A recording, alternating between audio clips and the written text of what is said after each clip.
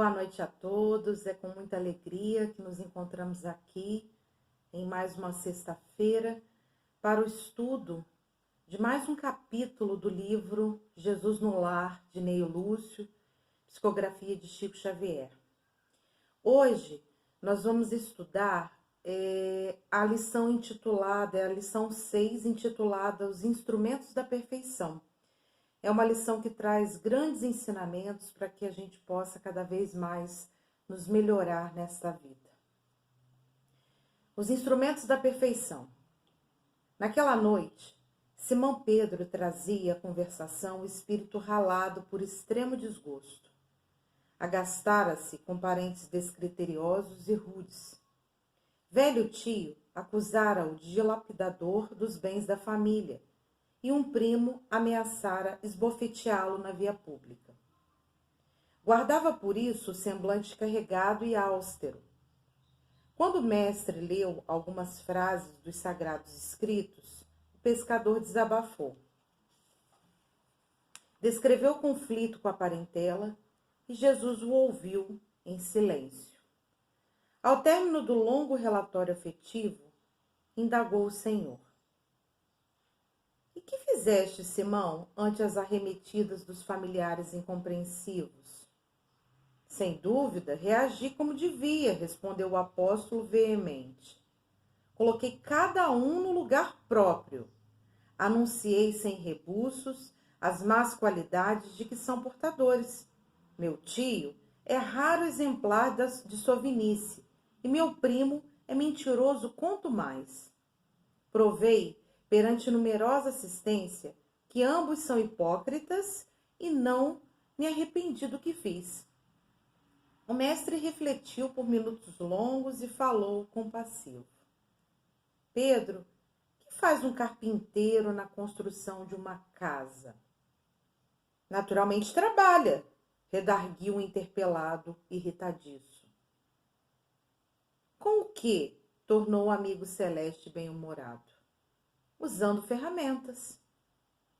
Após a resposta breve de Simão, o Cristo continuou.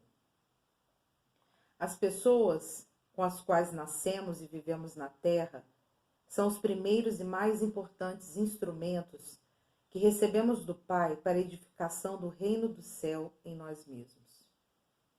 Quando falhamos no aproveitamento deles, que constituem elementos de nossa melhoria, é quase impossível triunfar com recursos alheios, porque o Pai nos concede os problemas da vida de acordo com a nossa capacidade de lhes dar solução. A ave é obrigada a fazer o ninho, mas não se lhe reclama outro serviço. A ovelha dará lã ao pastor, no entanto ninguém lhe exige o agasalho pronto.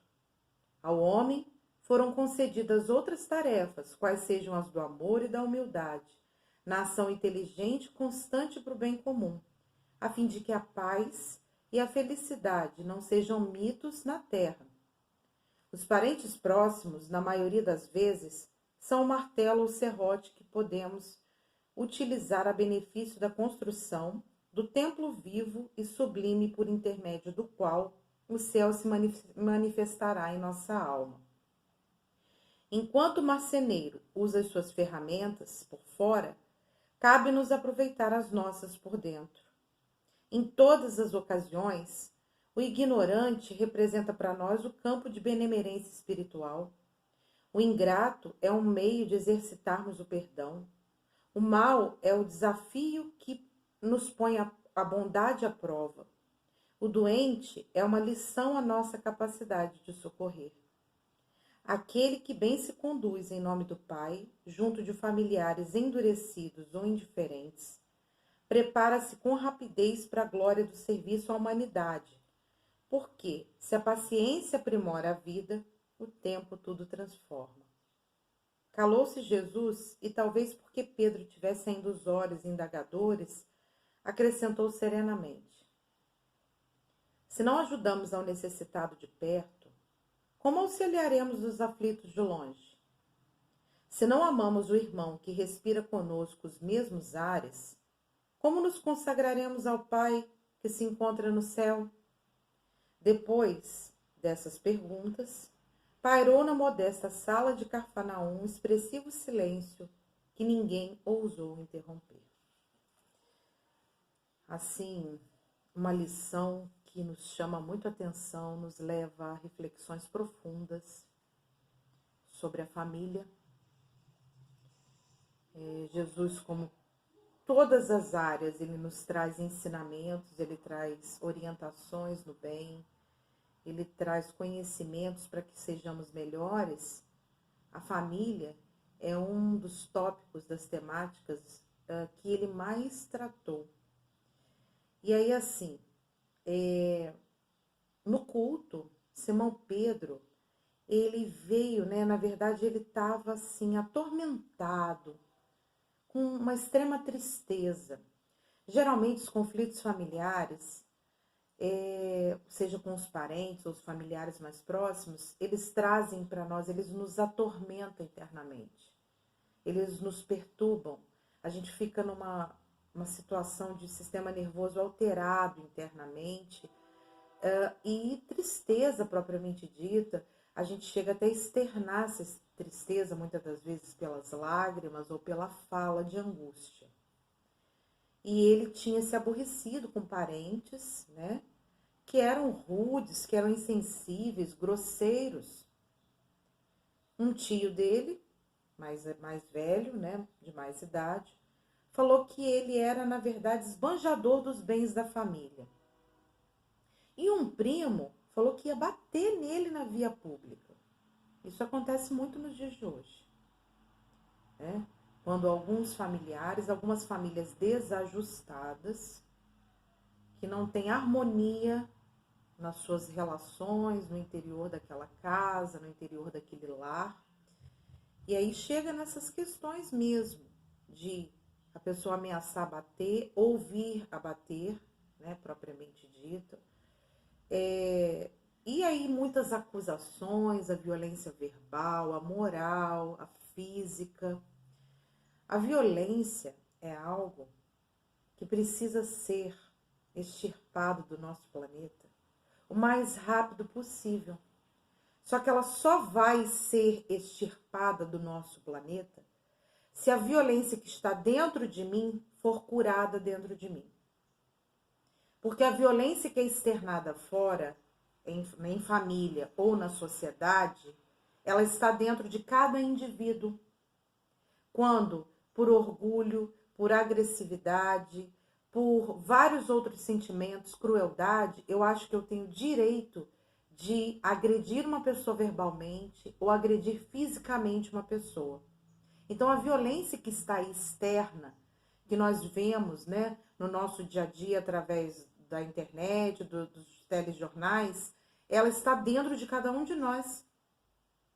E só existe uma forma de eu acabar com essa violência dentro de mim. É me pacificando. Eu só consigo acabar com a violência que é externada nas minhas relações familiares, ou nas minhas relações profissionais, ou na sociedade, se eu me pacifico, se eu construo paz dentro de mim. Senão, eu vou ser violento nas minhas relações. Tem gente que é violento, bate porta, bate janela, belisca criança. E aí as relações vão ficando cada vez mais doentes. Famílias que seguem com relações de violência ao longo dos anos, por muito tempo, todos os membros adoecem psiquiatricamente. E a sociedade também adoece. Mas vamos seguir. Pedro guardava o semblante assim carregado, rígido, sabe? De quem está realmente sofrendo com aquilo que aconteceu. O mestre leu algumas frases das Sagradas Escrituras, esperou Pedro desabafar, ouviu com atenção o que ele estava falando sobre o conflito com a parentela.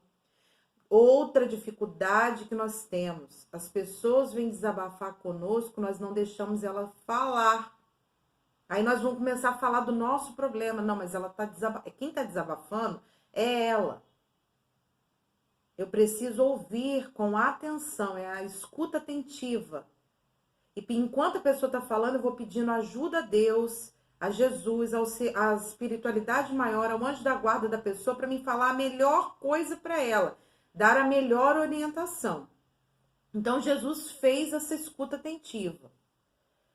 E aí, Jesus pergunta assim, uma pergunta que nós também fazemos, né?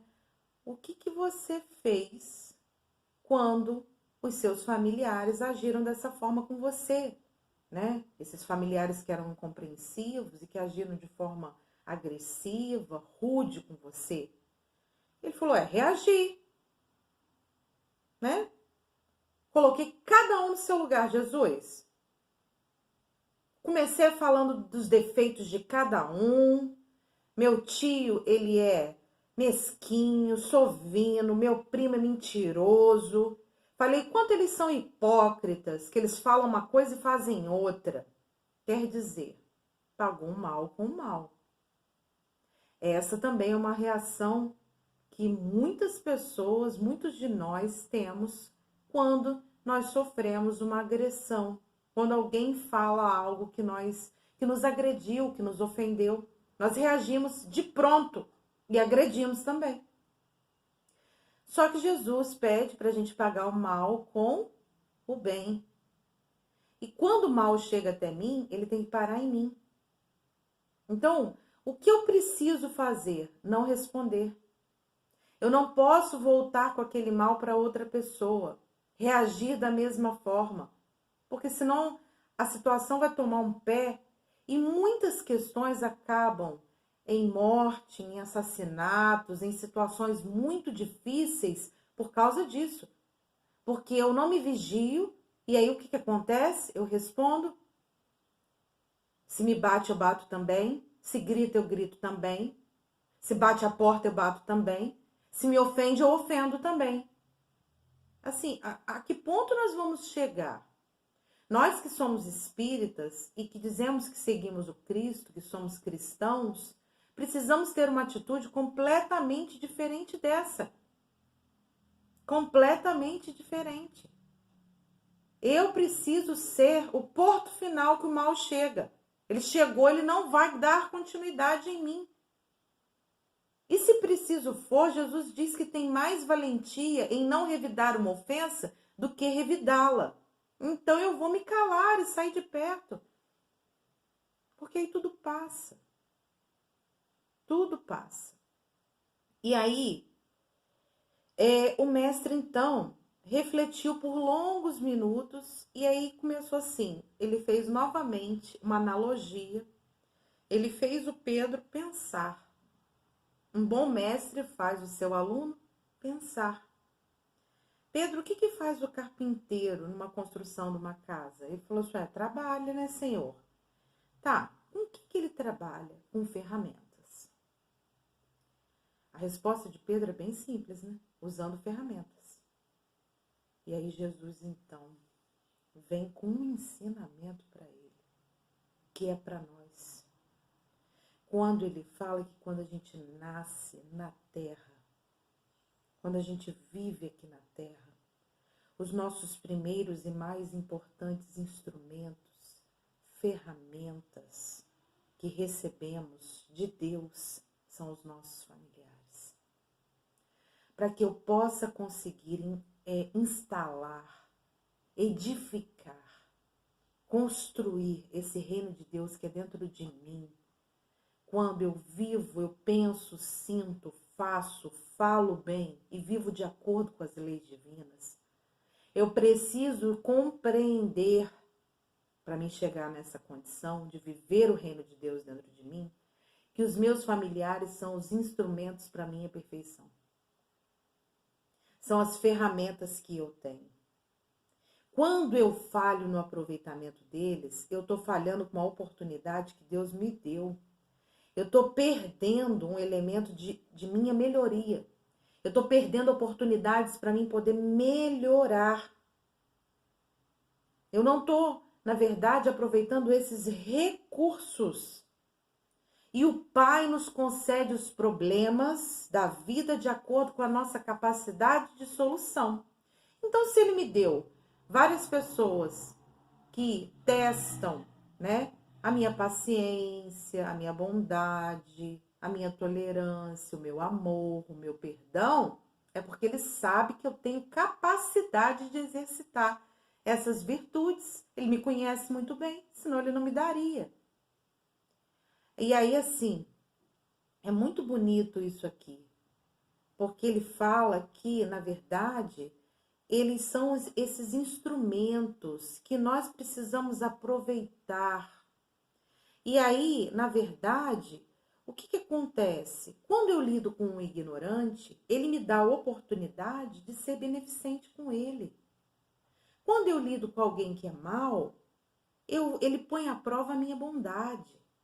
Quando eu lido com alguém que é ingrato, ele faz com que eu exercite o perdão. Quando eu lido com alguém que é doente, ele faz com que eu tenha a capacidade de estender a mão para ele, socorrer. Então, quantos instrumentos para que eu possa crescer, exercitar tudo aquilo que Jesus nos ensinou. E nós, quando reencarnamos, nós sabemos disso, porque fizemos parte do nosso planejamento espiritual, bem, a grande maioria de nós. E colocamos que nós iríamos, né, passar pelas provas, pelas expiações, que estaríamos junto de Deus, de Jesus, em oração, buscaríamos uma religião, né, e queríamos triunfar. Aí chega aqui, a gente esquece que, graças a Deus, a gente tem a benção do esquecimento, mas aí a gente se perde em grandes questões aqui na Terra. Eu me apego às coisas materiais, aos vícios, às paixões, e esqueço da minha grande responsabilidade, do meu grande compromisso, a minha grande missão, quando eu reencarnei, que é evoluir espiritualmente, eu enquanto ser. E um dos instrumentos que faz com que eu possa evoluir como ser é a minha família. É as pessoas com as quais eu respiro embaixo do mesmo ar, que convive comigo. Que não é só flores, porque ali eu tenho criaturas que eu tenho grandes afinidades, que vêm de relações do passado, e eu tenho pessoas que eu não tenho tanta afinidade, e que nós viemos para reparar algumas questões que nós deixamos complicadas lá. Eu lesei a lei divina. E eu preciso reparar aquilo que eu lesei na lei divina. Dessa forma, eu preciso ter uma outra visão, um outro olhar da minha família, um outro olhar para os membros da minha família, para cada um deles. Ver com um olhar de amor, de compaixão, de piedade. Ah, mas ele é muito difícil. Ele é muito difícil e ele faz com que você exercite as virtudes que Jesus te ensinou. E aí, na verdade, aquele que bem se conduz em nome do Pai junto de seus familiares endurecidos ou indiferentes, prepara-se com rapidez para a glória do serviço à humanidade. Porque aí tudo aquilo que eu me preparar dentro de casa, eu exporto para a sociedade. Se eu sou bom dentro de casa, eu sou bom fora. Se eu falo a verdade dentro da minha casa, eu falo fora. Então, na verdade, é dentro da família que ela é uma exportadora de virtudes para fora. Ou não. Ou não. Ou ela é uma exportadora de más condutas para fora, para a sociedade. Então, que possamos pensar, né? E aí Jesus, na verdade, calou-se. Pedro ainda tinha aquele olhar de perguntas, de questionamentos. E aí ele faz duas perguntas que faz a assembleia toda lá, todo mundo parar para pensar. Ele fala assim, se a gente não consegue ajudar o necessitado de perto, como é que eu vou auxiliar o aflito de longe?